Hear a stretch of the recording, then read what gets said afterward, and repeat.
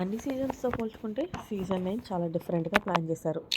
ఇక ఇందులో భాగంగా ఈరోజు వీకెండ్ కావడంతో బిగ్ బాస్ స్టేజ్ మీదకొచ్చిన నాగార్జున గారు హౌస్‌లో ఉన్న కంటెస్టెంట్స్‌ని పలకరించిన తర్వాత భరణి దగ్గరకొచ్చి ఆగారు. భరణి, ఏంటి చాలా హ్యాపీగా ఉన్నట్టున్నావా అంటే, అవును సార్, మా పాప హౌస్‌లోకి రావడం నాకు చాలా ముఖ్యంగా. తనకి ఆఫీసు, ఇల్లు తప్ప మరేమీ తెలియదు సార్. అలాంటిది ఇంత దూరం నా కోసం వచ్చి నాకెంతో మంచిగా చెప్పింది. అలాగే హౌస్‌లో ఉన్న అందరితో కూడా చాలా చక్కగా మాట్లాడింది sir. I'm really so happy sir అంటే, ఇది నా లైఫ్‌లో వన్ ఆఫ్ ద మూమెంట్ అంటూ భరణి కొంచెం ఎమోషనల్ అయ్యాడని చెప్పాలి. ఓకే భరణి, మరి మీ అమ్మాయి చెప్పినట్లు నువ్వు గేమ్ అయితే గనుక మార్చుకోవాలి, ఆడాలి. ఒక విషయం పక్కన పెడితే, నిన్న ఏదైతే దివ్య తనుజకి గొడవ జరిగిందో, ఆ గొడవలో నువ్వెందుకు స్టాండ్ తీసుకోలేదు అనేది చెప్పు అంటూ నాగార్జున గారు అడిగారు. దీంతో సార్, నేను ఒక విషయం చెప్పాలి అనుకుంటున్నాను. ప్రతిదానికి కూడా దివ్య ఓవర్‌గా థింక్ చేసేస్తుంది. అసలు నా విషయం, తనుజ విషయంలో ఆమె అంత థింక్ చేయాల్సిన అవసరమే లేదు. సో, నేను దివ్యకి ఎంత చెప్తున్నప్పటికీ కూడా నాకేదో తనుజ చెప్పిందనుకుని ఆమె తనుజ మీద గ్రస్ పెట్టుకుంటుంది. సో, యాక్చువల్‌గా చెప్పాలి అంటే తనుజతో క్లోజ్‌గా ఉంటే దివ్య చూడలేదేమో కానీ, దివ్యతో క్లోజ్‌గా ఉంటే తనుజ పట్టించుకోదు సార్. నిజంగా తనుజ సో స్వీట్ అంటే, మాకు తెలుసులేవయ్యా తనుజ స్వీట్ హాట్ అనేది కాదు. కానీ ఒక విషయం ఏంటంటే, నిన్న దివ్యకి జరిగిన గొడవల్లో నిన్ను ఏ అని దివ్య అన్నదా లేదా అంటే, లేదు సార్, నాకు నిజంగా తెలియదు సార్ అంటే, సరే నీకోసం ఒక వీడియో చేసి చూపిస్తాను అంటూ మొత్తానికి నిన్న తను సార్ డిఫెన్స్ చేస్తూ, నువ్వంత పెద్ద వ్యక్తిని ఏ అని ఎలాగంటావని దివ్య అంటే, దివ్య నేను అనలేదంటూ బుకాయించింది కదా. ఆ వీడియో నాగార్జున గారు అయితే వేసి చూపించారు. సో, ఆ వీడియోలో క్లియర్ కట్గా దివ్య ఏ అన్నదే చూపించింది. మరి చూసావు కదా ఏ అన్నదని. హౌస్లో ఎంతమంది అనుకుంటున్నారు హ్యాండ్ రైస్ చేయండి అంటే, దివ్య తప్ప అందరూ కూడా హ్యాండ్ రైస్ చేశారు.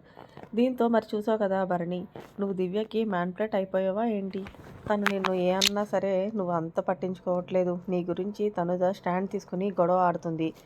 కానీ నువ్వు ఎందుకు అలా చేసావు అంటే, నిజంగా నాకైతే కనుక అనిపించలేదు సార్, వినిపించలేదు కూడా.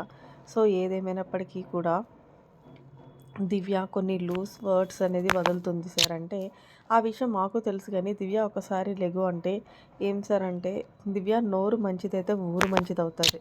నువ్వేంటి ఆయనకి ఇచ్చే గౌరవం ఏంటి అసలు? నువ్వు ఆయన ఏజ్ కన్నా గౌరవం ఇవ్వాలి కదా. మాట్లాడితే మొన్నేమో నైటు ఒక మాట వదిలేసావు, సరే మూసుకో అని. తర్వాత సో ఇప్పుడు ఏమో ఏ అంటున్నావు? అసలు నువ్వు మనిషికి వాల్యూ లేకుండా ఎలా మాట్లాడుతున్నావు? ఆయన చెప్తున్నారు కదా క్లియర్గా, ఇప్పుడు కూడా చెప్పారు, దివ్యని నాకు దూరంగా ఉండమనండి, అప్పుడు నా గేమ్ బాగుంటుందని.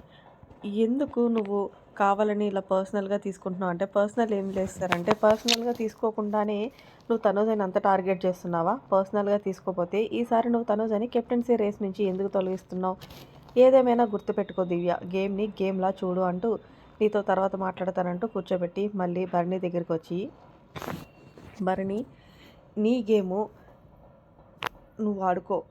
ఆల్రెడీ మీ అమ్మాయి కూడా నీకు హింట్ ఇచ్చింది కదా, నిన్నెవరైతే కామెంట్స్ చేస్తున్నారో కొంచెం దూరంగా ఉండమని అంటే అర్థమైందంటే, ఎస్ సార్, దయచేసి నేను ఉన్న రోజులు కూడా దివ్యని నాతో మాట్లాడొద్దని చెప్పండి సార్ అంటూ చెప్పుకొచ్చారు భరణి గారు. అంతేకాకుండా నేను తునిజాకి ఆయింట్మెంట్ రాస్తుంటే దివ్య నొప్పడిపోతుంది సార్, నాకు అసలు ఈ అమ్మాయి క్యారెక్టర్ ఏంటో అనేది నాకు అర్థం కావట్లేదు, మొత్తానికి తనుజాది నాది బాండింగ్ బాగుందని తీసుకోలేకపోతుంది అంటూ నాకు కూడా పర్సనల్గా కావాలనే తనుజ టార్గెట్ చేస్తుందంటూ కుండబద్దలు కొట్టినట్టు నాకు నాగార్జున గారు ముందు చెప్పుకొచ్చింది భరణి గారు. మరి మొత్తానికి దీంతో నాగ్ సార్కి దివ్యకి సీరియస్ వార్నింగ్ ఇచ్చారు.